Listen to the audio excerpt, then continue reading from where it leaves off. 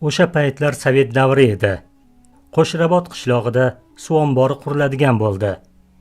Soyning ikkala tomonini ham kengaytiramiz, dedi Toshkentdan kelgan vakil. Ikki tomondan ham 1 chaqirim masofadagi odamlaringizni ko'chiring. Hammasiga yangi imorat qurish uchun joy, yog'och, taxta va boshqa kerakli qurilish ashyolari beramiz. Odamlarimiz ko'chishadi-ku-ya. Soyning chap tarafida qishloqning eski qabristoni bor-da. Shu yog'i qanday bo'larkin? Soyning bir tomonini siz aytgandan ham ziyodroq kengaytirsak-u, mozor joylashgan tomonini qoldirsak bo'lmasmikin? Har holda bu qabristonda ota-bobolarimiz yotishibdi, dedi rais bobo bosh qashlab. Bo'lmaydi. Soyning ikkala tomoni ham bir xilda mutanosib holda kengaytirilishi kerak. Qishlog'inglarda yangi qabriston bormi o'zi? Raisning gapini kesdi vakil. Bor, lekin yangi qabristonga yer ajratganimizga endi 10 yil bo'lgan. Eski qabristonga 10 yildan beri o'lik qo'yilmayotgan ekan. Yangi qabristonlaring bor ekan, bo'ldi-da, dedi vakil.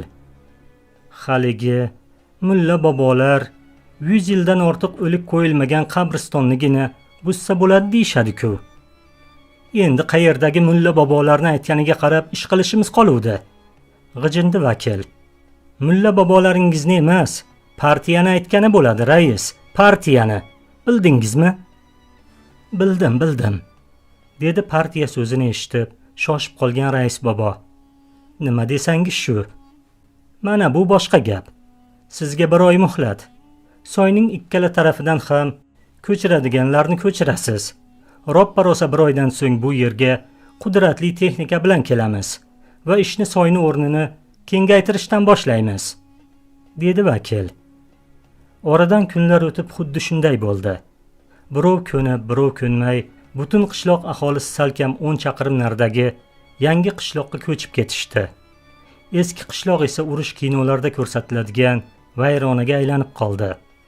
Bomba tushgan uylarga o'xshab taxtasi, yog'ochi buzib olingan, faqat devorlari qolgan uylar mung'ayib qolishdi. Odamlar qo'lga ilinadigan hamma narsani olib ketishdi.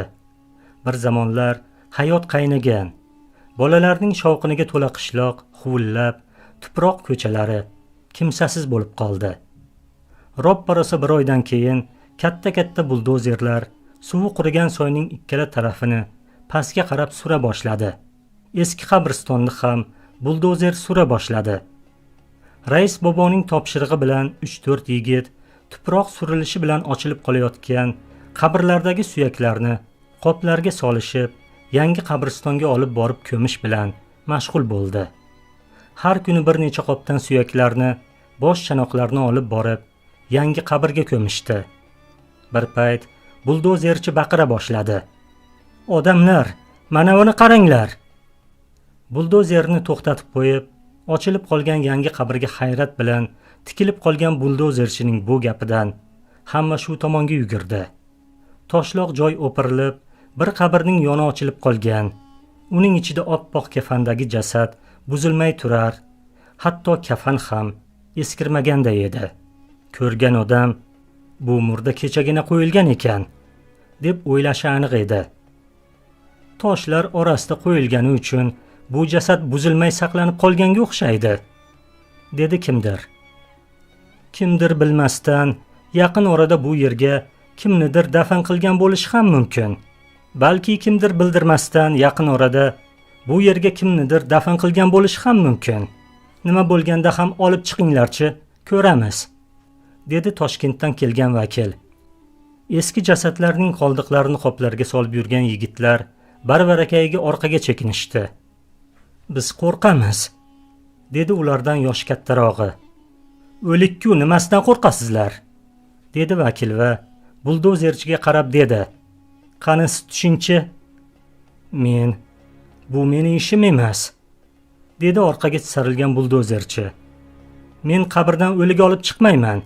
Suring desangiz surishim, tekislashim mumkin. Ammo bunday ishlarni qilmayman. Shunday deb buldozerchi nariroqqa keta boshladi. Yurakdan ham bergan ekan-ku. Tag'in erkak emish, dedi vakil. O'zi bunaqa ishligini bilsam, boshidan kelmas edim. dedi buldozerchi to'ng'illab. Menga suv ombori qurasizlar deyishuvdi. 3 kundan beri qabristonni buzyapmiz.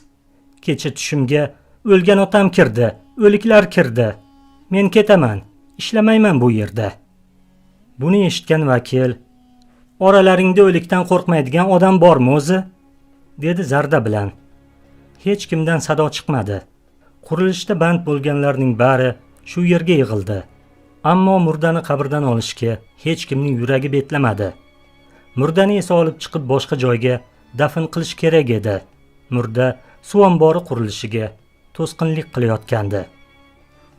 Agar xo'p desalaring, men olaman, dedi quruvchilarga ovqat pishirayotgan Afifa opa ismli tatar ayol. Oling, kim ham yo'q derdi, dedi vakil. Afifa opa bir nimalar deb pichirlab o'rnidan turdi va qabr yoniga keldi. Hamma Afifa opani o'rab oldi. La ilaha illallohu Muhammadur Rasululloh deb Afifa opa jasadni dast ko'tarib oldi va berroqqa olib kelib avaylab yerga qo'ydi. Kecha qo'yilgandek turgani bilan og'irligi qolmabdi. Bechora qushdek yengil bo'lib qolibdi, dedi u. Tushdan keyin vakilning topshirig'i bilan rais bobo boshchiligidagi 5-6 oqsoqollar qurilish maydoniga kelishdi. Vakil otaxonlarga bo'lgan voqeani aytib berdi. Ularni jasad turgan yerga boshlab bordi. Bizda turli taxminlar tug'ilyapti, dedi vakil. Kimdir hech kimga bildirmay, bu yerga yaqin orada birovni ko'mib ketgan degan taxminimiz bor. Yana ayrim o'rtoqlarning fikricha, garchi o'lik eski bo'lsa-da, toshlarning orasida turgani bois buzilmay saqlangan bo'lishi ham mumkin. Ammo bunday desak, kafani ham eskirmagan. Xullas, o'zlaring qaranglarchi, balki murdani tanirsizlar. Hamma jasad tepasiga keldi. Ammo uning yuzini ochib qarashga hech kim jur'at qila olmasdi. Bismillahirrohmanirrohim deb qishloq masjidining imomi Mulla Abdunazar bobo jasadning yuzini ochdi va hayratdan baqirib yubordi. Astag'firulloh, bu Mulla bobomiz-ku, dedi jasadning yuziga tikilib qaragan rais bobo. Bu Mulla Abduhamid bobo-ku. Qachon o'lgan edi? Yaqinda o'lganmidi? Necha kun bo'luvdi? so'radi vakil. O'zini yo'qotib qo'ygan rais bobo esa 20 yilcha bo'luvdi, dedi qaltirab. 20 yil emas, 22 yil, dedi Mulla Abdunazar bobo o'ychan tikilib. 22 yil? Ajablandi vakil. Bo'lishi mumkin emas. Adashmayapsizlarmi? Kechagida esimda. Roppa-rosa 22 yil bo'ldi, dedi Mulla Abdunazar bobo. Mulla bobomizning janozasini o'zim o'qiganman. Ustozimizning o'rniga masjidga imomlik qilayotganimga ham roppa-rosa 22 yil bo'ldi. U kishi o'tganidan bir hafta keyin tug'ilgan nevaramga Abduhamid deb ustozimizning otini qo'yganman. Ana shu nevaram bu yil 22 ga kirdi. Go'ring nurga to'lgur, jannat odam edi, dedi rais bobo. Ilmli odam edi. Go'ri nurga to'lgani aniq ekan, dedi Mulla Abdunazar bobo. Quruvchilar sal bezovta qilishibdi-da. Mayli, olib borib, izzatini joyiga qo'yib, yangi qabristonimizga boshqatdan dafn etamiz. Alloh taoloning qudrati bu. Bu biz tiriklarga ibrat bo'ldi. Alloh bir ishni xohlasa, behikmat qilmaydi. Buning nima hikmati bor ekan? so'radi hech nimaga tushunmay turgan vakil. Nega 22 yildan beri jasadi buzilmagan? Nega aqalli kafani eskirmabdi? Mulla Abduhamid domla olim odam edi, dedi Mulla Abdunazar bobo. Alloh taoloning olimlarni jasadlarini to qiyomat kunigacha buzmay saqlayman degan va'dasi bor. Qabrlaringni jannatni bir parchasiga aylantirib olishni istasalaring, Qur'on o'qinglar, ibodatga zo'r beringlar deb Rasululloh sallallohu alayhi vasallam bekorga aytmaganlar. Mulla Abduhamid domla olim odam edi. Mulla Abduhamid domla taqvodor odam edi. Ser ibodat odam edi.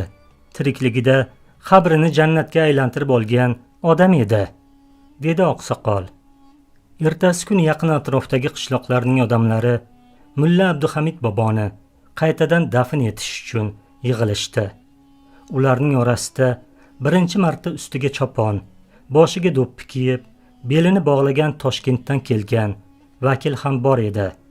Mulla Abduhamid boboning janozasiga, ikkinchi janozasiga ham juda ko'p odam to'plandi.